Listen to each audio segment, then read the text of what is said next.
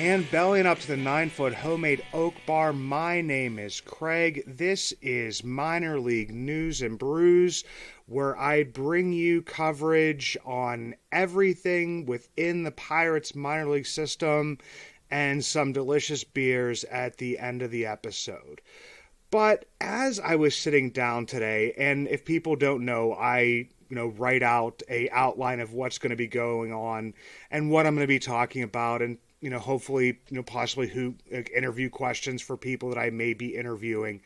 And my outline kind of got turned on its head a little bit because the Pirates made some moves on the major league team and they needed to make some room. So one of my favorite players throughout the system has been for the past 4 years since I went down to Charlotte, the Stone Crabs, who are no longer, the Tampa Bay Rays affiliate down there. And at the time, the Bradenton Marauders were the high A affiliate of the Pittsburgh Pirates. I went down there to see Travis Swaggerty play. I went down to see Mason Martin, had been showing off a ridiculous amount of power in Greensboro at that time, the low A affiliate of the Pittsburgh Pirates. But a player caught my eye, and that player was Cal Mitchell. And like I said, I became a fan of Cal Mitchell.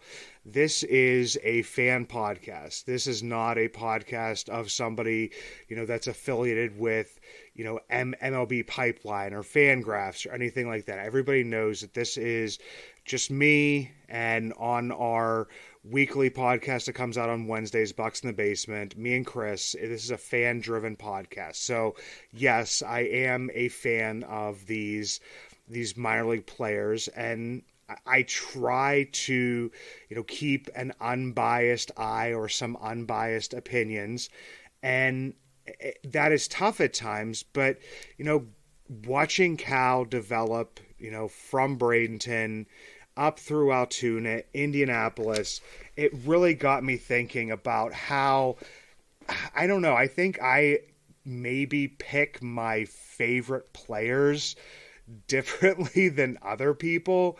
A lot of the times, especially, in the early 2010s, and even now with him being back, you would see the McCutchen jerseys, the Josh Bell jerseys, Brian Reynolds jerseys now, Brian Hayes jerseys.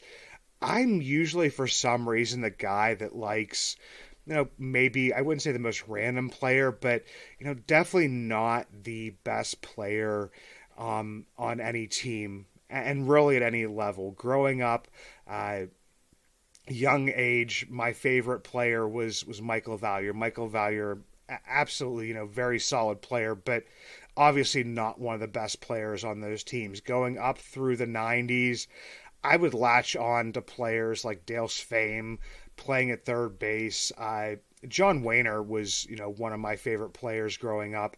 I did have, maybe a little bit, and I wouldn't say higher level, but maybe towards the top of that. I was a huge fan of Neil Walker. And on this team, like if somebody asked me who my favorite player is, I'd probably lean towards maybe like a Connor Joe type player. I like Brian Reynolds, I like Brian Hayes, but for some reason, I seem to choose the player who may not be, the best player within that team. And I kind of found myself maybe doing the same within the minor leagues. And I don't know if everybody else does this either. So, like, if you look towards Indianapolis, I would probably say that, prior to today, I know he's been on the IL, but I'd probably say that, that Cal Mitchell, what was my favorite player on the Indianapolis Indians.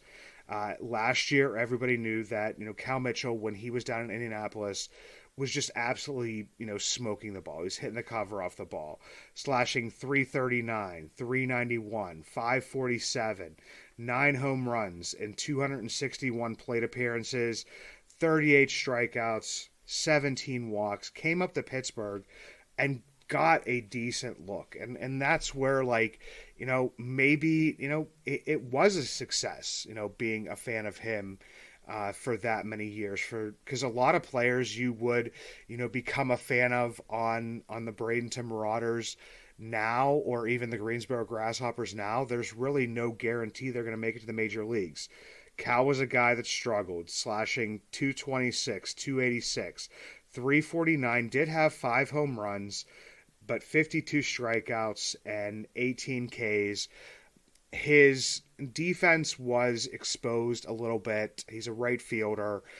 He covered a little bit more ground than maybe people would have expected, but he had a little bit of I wouldn't say a weak arm, but definitely not a strong arm. But this year, I was looking for a lot of the same stuff from Cal. Was thinking, maybe he would be getting the call up as opposed to like a Josh Palacios, that maybe he would, find his way onto the roster like Cannon Smith and Jigba has a couple times. Not that he's gotten very many plate appearances, but an extremely disappointing season for Cal Mitchell, slashing 264, 338, 426. Did have 9 home runs in those 300 plate appearances. So, I mean, you did see some of, the same power, but 88 strikeouts was just not seeing the ball as well, not hitting for average. Base on balls definitely dropped to 28 base on balls, those 300 plate appearances. So, I mean, Cal probably, makes his way through waivers, probably finds his way to being a depth piece, but definitely doesn't have the same outlook that I had for him, especially going into last year and even like into the beginning of this year. And that really got me thinking about like who my favorite players are at every level. And right now at AA in Altoona, it's 21, it's 20, just turned 22-year-old Chung-Chi Chang. He turned 22 back in July. He was this guy who, I saw him in Bradenton last year. Didn't like hit that great, slash 270, 376, 418. But I mean, if you've listened to previous episodes before, I a lot of times look for the base on ball to strikeout ratio. Down there, he did strike out 95 times, but walked 63 times. And and at the beginning of this season, it looked like everything that I was thinking about him when he came up to Greensboro was, maybe I'm on the right, the right way of thinking here. He, slashing 308, 406, 575, did have 9 home runs, but as we've talked about here before on this program, in the South Atlantic League, it's just like, I mean, it's a hitter's playground, and there's 9 home runs, and he had the good, he had 47 Ks, 35 walks, has struggled, coming up to Altoona, from going to a place where, you could hit those home runs, where, hitting stuff off of the wall, to a much larger ballpark in PNG Field. Right now, he's slashing 266, 317, 352, does have a couple home runs, but has only walked 13 times while striking out 43 times. Going down to high A, a guy I saw play last year, and I think maybe sometimes I'm starting to think about this as I'm talking about it, is that, when I see a player actually play live, then maybe I get, more invested in a player, and that player is Jace Bowen, just added to the MLB Pipeline Top 30. This would be the second time in as many years that he was added to that list, because when I went and saw him play down in Bradenton last year, he was slashing 278, 355, 450. Did see a little bit of a strikeout problem. He had 110 Ks, 38 base on balls. Power was definitely there. 14 home runs. He was only 21 years old. Got the promotion to Greensboro shortly after I saw him, and also shortly after he was added to the top 30 list, which he fell off of with, some additions and just some evaluations in the off season. Also, the drafts kind of pushes some guys off that are, those fringe top 30 players. But also, I mean, in Greensboro, He slashed 176, 211, 324, did have 35 strikeouts, 5 base on balls, and 3 home runs. And this year, I mean, everybody's going to look at, the home run total. I'm pretty sure that at this point in time right now, he leads all of the Pirates minor league players in home runs. He has 23 home runs.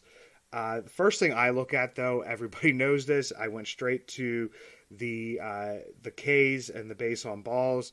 The K rate is not super high. It's he's struck out 119 times, works out to a 24.5% K rate, but has only walked 34%, which is around 7%. So usually, if you're seeing those K rates creep up over 20, and especially towards 25 and 30, you want to see those walk rates up over 10%.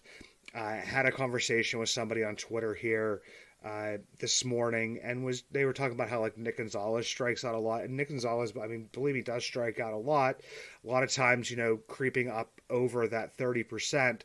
But for his minor league career, he usually has that walk rate around like 13%, so that kind of can justify some of that a little bit. Slashing 257. 332, 472. So, I mean, if you're going to see a lot of that power in Greensboro, it's kind of like surprising to me. Like that walk rate's a little bit higher. Like the OPS is, just creeping over that 800 mark, which is good. But in Greensboro, I mean, unless it gets towards like that 850 to almost like 900, I'd say he's having a decent season, but I wouldn't say that it's this lights out season. I heard somebody call him like a forgotten prospect or something, and that they don't know why he wasn't being moved up. And I wish I remember where exactly I heard that at. But when I heard that, it was kind of confusing to me because I'm like, yeah, Jason's having like a decent year, but I mean, definitely not having like this lights out year. And especially like when a player plays in Greensboro and you say he has those 23 home runs, it's like a lot of the times you have to go to the staff and the scouts and different stuff in that area to see, exactly, what's going on with his swing, what they're working on with him. I definitely do see him coming up to Altoona, next year. But, I mean, I really wouldn't rush him. He's turning 23 here, actually, on the day that this will hit your ears on 9/2. So he's turning 23 years old, still a very young guy, drafted as a high school player, and has been a solid performer. But I definitely would like to see a little bit more from him. And, I mean, as, we talked about last week, you could see, possibly some drop in production. Matt Gorski, when he went from, Greensboro to Altoona, kind of slowed down a little bit. Matt Frazier, same thing. So, I mean, we're really going to have to see what happens, with Jay Spoen next year. Moving down to low A, Rodolfo Nolasco has been my favorite player there for the past 2 seasons. Was really looking for a little bit more from him this season. He was 20 years old last year, slashed 239, 330, 425, 11 home runs.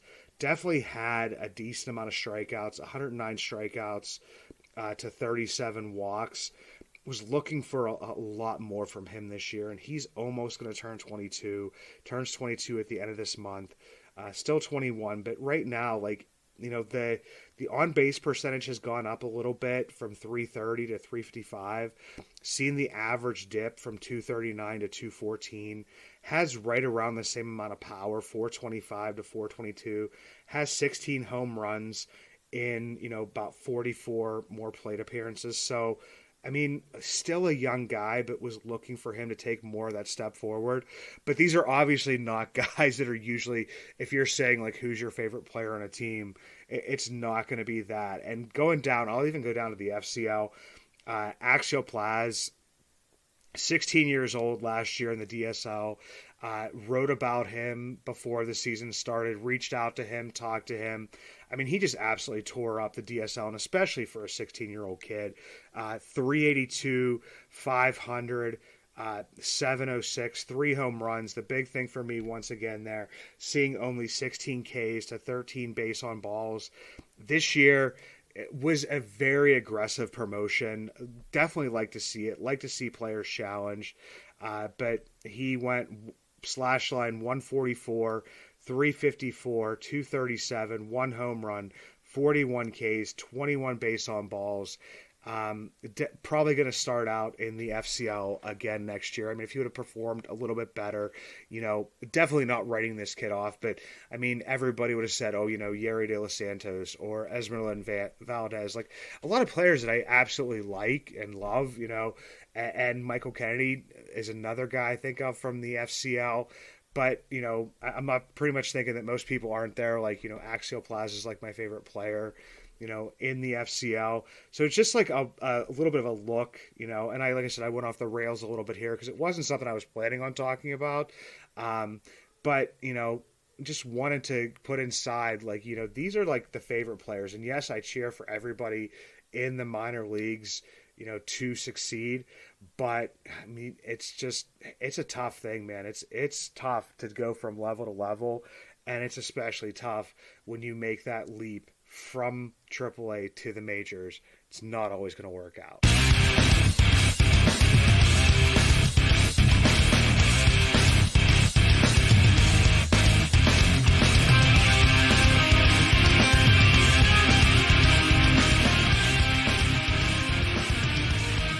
In about an hour here, I'm going to sit down and do exactly what I did less than a week ago, this past Saturday. Paul Skeens got his first start in Altoona.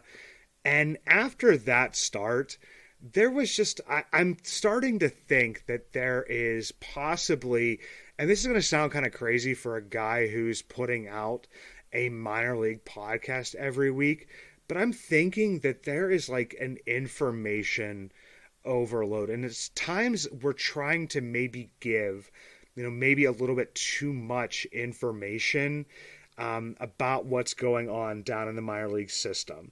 As everybody knows at this point in time, Paul Skeens didn't have his best stuff. They talked about it afterwards that he was going to go, he was supposed to go at most like 2 innings, didn't even last at a full inning, didn't have, a ton of control, had some, walks, hits, did have the velocity, got some strikeouts. But for me, like, I'm just thinking about it. I'm like, okay, if he has a bad start, like, I'm not making an excuse for him, but if he has a bad start, like, I'm just like going to move on and be like, okay, he's probably going to start again in a week, and we'll kind of see how that one goes. But there was some tweets out there, and this is like, if people were like, watching the stuff on game day and watching, the zones and where the pitches are at and stuff, it just made me laugh like so hard that people were like, oh, he's getting squeezed in the zone. I mean, and look at those dots. I mean, like, that's a strike and different stuff like that. And like, to see people like immediately come back and say, oh yeah, I was at the game and yeah, it definitely looked like he was being squeezed and some of that stuff would have been tight. I mean, dude, we're all amateurs at this. I mean, like, it's just absolutely hysterical. But then to know and to then see like some of the people who are the actual professionals covering the team come out and basically say, hey, guys, there's an intern that is sitting here in the press box and is putting those dots in with, like, the best guess of where it could go. And some people don't even take back that it was like, well, maybe he wasn't being squeezed. And then it goes even further where people are, like, breaking down every single pitch.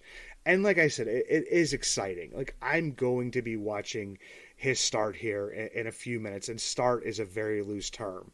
But for, for people to like take this much and not understanding that a lot of times they may be even looking at him and saying, we want to see how you pitch in this zone. We want to see how a certain pitch works. We want to see you not throw this best pitch. We want to see how your other stuff works. and to people basically like look and like I saw somebody went like pitch by pitch. It was like, well, this one was pretty close and could have been called a strike, and it was actually a good pitch, and there was a seeing eye single. Well, you know what? The guy got the bat on the ball, and that's what he's paid to do. And Paul Skeens is paid and will be paid a lot of money, and has already gotten a lot of money to not let them hit the ball.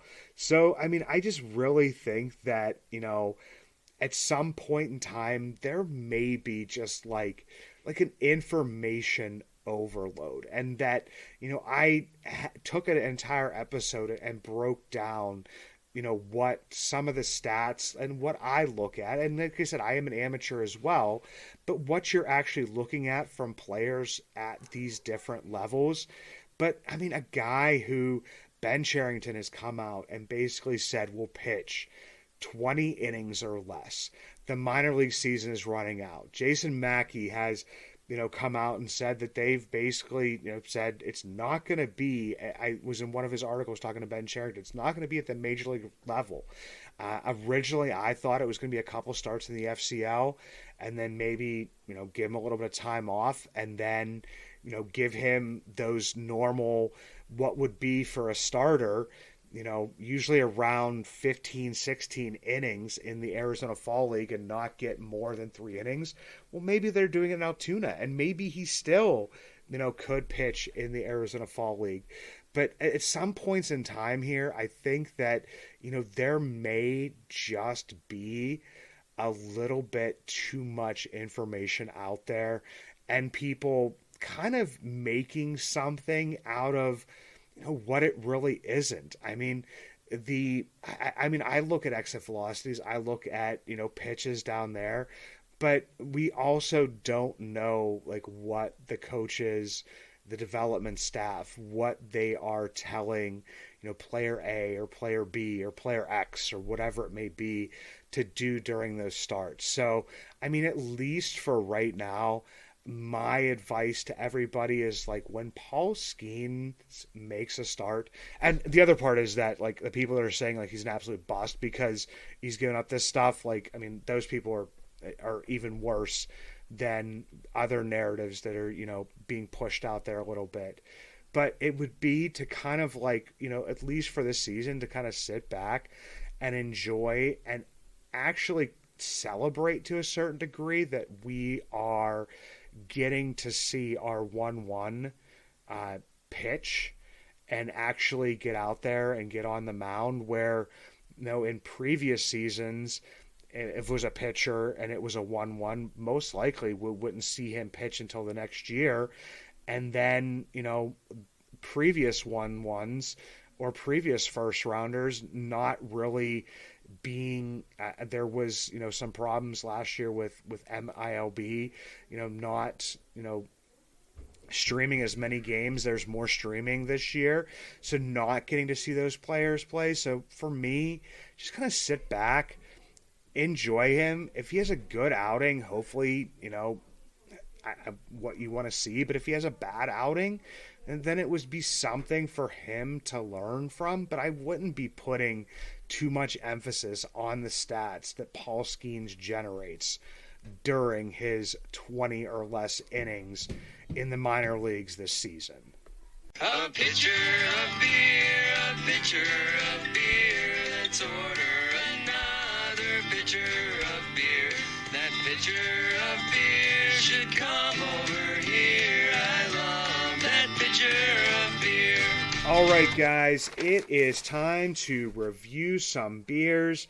I went with a strange variety pack, I should say here, but it really caught my eye.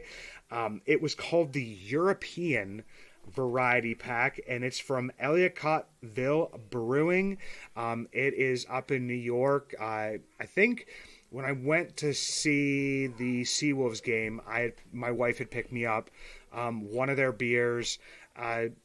Strange fact is that one of my neighbors, one of my good buddies, his brother got married up there, and he had brought me some beers back home from them as well. So it's a brewery that I've become a little bit familiar with, and so I wouldn't usually go with the European stuff, just because it's not usually like my favorite types of beers. But the first beer that they had there, the first one that I tried, was their Vienna Lager, coming in at 5%. Smooth beer.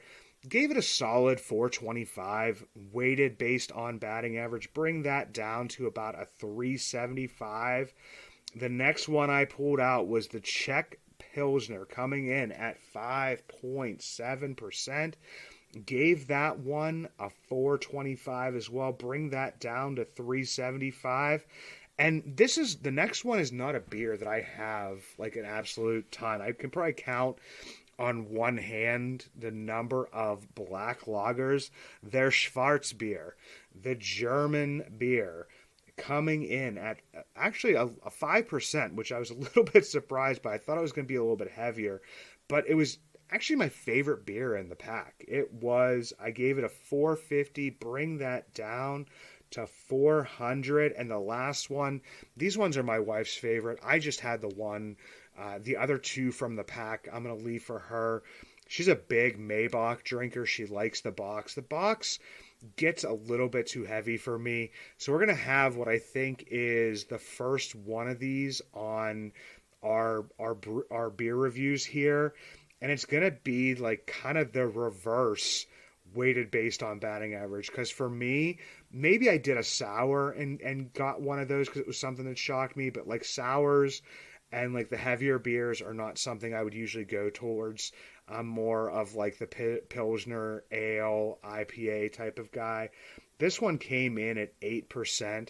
I myself gave it the 350, but with the reverse. The weighted based on batting average goes up to 400. It was actually a pretty solid beer. Not something I would drink all the time. My wife's going to enjoy the other two. But definitely a very good beer from a very good brewery. So if anybody sees that out there and you're into the European variety, be sure to pick that up.